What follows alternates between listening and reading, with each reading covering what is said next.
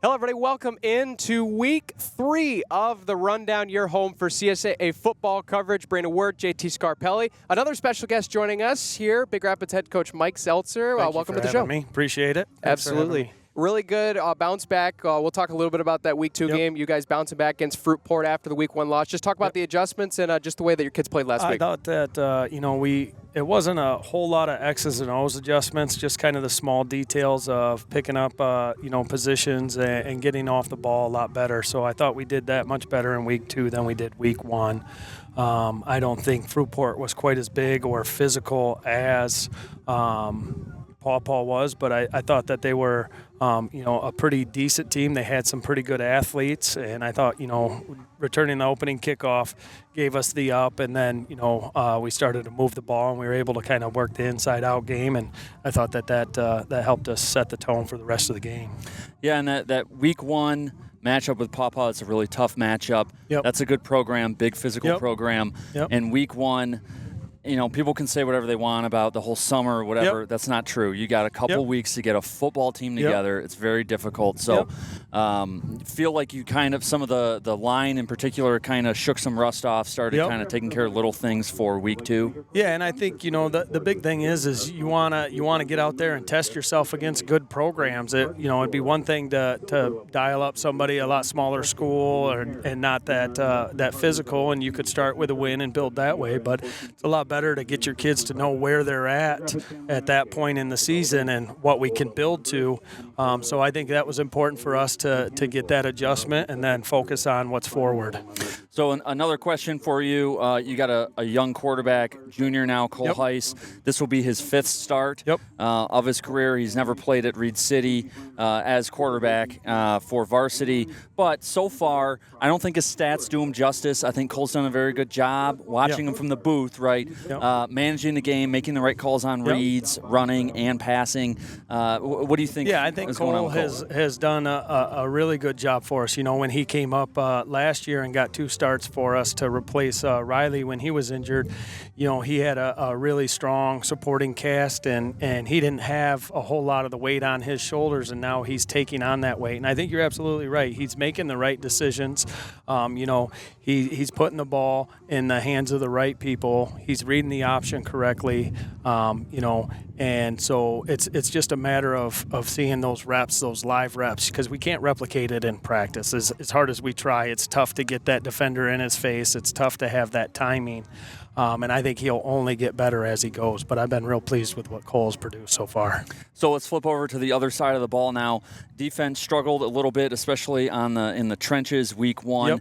Better week 2. What did you see out of that linebacker core where you had to replace, in particular, Philip Wilbur up the middle, John Lazinski and Jack Bowman in the middle now for you? What did you see out of them in week 2 versus week 1? I think that it's that same thing. Philip had been a 3-year varsity player for us, had been the anchor of the middle, and that's tough to replace that experience. This will be Jack's 3rd year, and each time he continues to get better. And Lazinski's in there, and he brings a little more mass for us. And so he's very Phillip-like, but it's his first year of varsity linebacker, and so he's got some growth to make.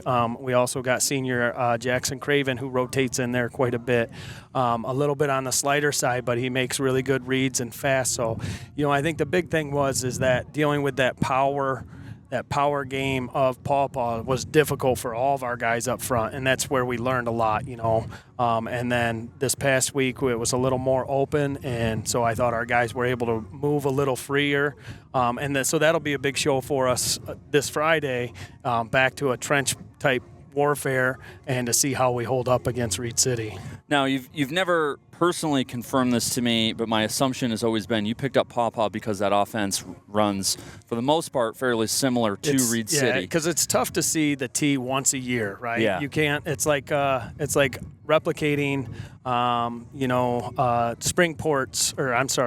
Spring Lake's offense. Mm-hmm. Though we're an option team like they are, it's a totally different. It's a lot faster hitting, and it's a much quicker offense than the option we run. And so when you only see that once a year, it's really tough to replicate that in practice, and it's tough to get your kids that look. So Paw Paw was a good pickup for us because they're a solid program. They got big, strong kids, and it does help us prep for Reed City. So coming into Reed City now, they had a good win week 1. They had a sound win, just like you guys week 2 over at Chip. It's tough to win up there, right? It's always tough to win at Schenkel's house. So how are you kind of preparing these kids, maybe even mentally, for Friday night? We know it's a big game for the community. For both communities, it's a big deal. But we want to sell it to our kids. It's one game in a line of 9 to get you to the playoffs, right? And so, does this game make or break everything we are? No. So we prep it like any other game. We focus on here's our strengths, here's theirs, here's how we try to minimize their strengths and maximize ours. And so playing at Reed City's tough. They got a great fan base, they got good coaches, and they got good players. So it'll be a tough game. Certainly will. It's going to be a fun football game. I'm sure we'll see both of our towns meeting up, and especially for Reed City coming off of a dominant Week 2 win against Chip Hills, almost 4 triple-digit rushers. I mean, they're certainly out for a vengeance. I know you guys are too, and especially from last year, you guys winning on this field, I'm sure it's going to bring a lot of energy into the building and that football stadium there on Friday night. Yeah, I think so. I think both groups of kids, what I think is really cool is both sets of kids can go so hard at each other on a Friday night and then end up at Career Center together and have classes. And, I know a lot of our kids hang out outside of school, so I think that's what small town football is about, and that's what, Friday night lights are for. That was actually my favorite thing about last summer with some of the summer ball, with some of your kids playing. They played with Max Hammond. Right. And coming into the summer, they're like, oh, man, I got to play with Max. And then after the first practice, they were going golfing with him. Because, it turns out he's a great dude. He's just on the other side of the ball, right? It's cool. I've always loved that. I know when Brandon was in high school, we had a lot of the same stuff with baseball. So that local rivalry stuff is always cool. I like the fact that you're treating it like any other week, though. It's no different. You just take care of business.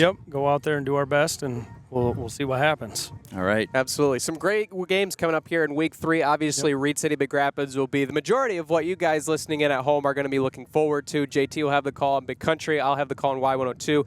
But other great games as well. I mean, we're going to have Grant Newaygo, another rivalry down in M37. That's going to be a fun football game. You got some other games as well. Central Montcalm going to be playing against Chip Hills. And the CSAA really looking to tussle it out here already in the first couple weeks of conference play.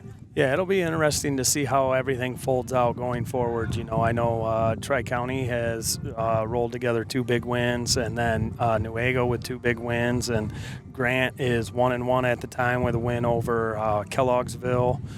So I think the CSAA is shaping up pretty good, which is good for all the teams. If we have competition every week, it's good for everybody. Any surprises that you've seen in that CSAA so far? I'd say the big one right now is Newaygo being 2-0 after what they had last year, and I know Coach Munger, there's a Hall of Fame coach and an excellent coach, so nobody doubted that they'd be going in the right direction. But I think a 2-0 start kind of surprised people.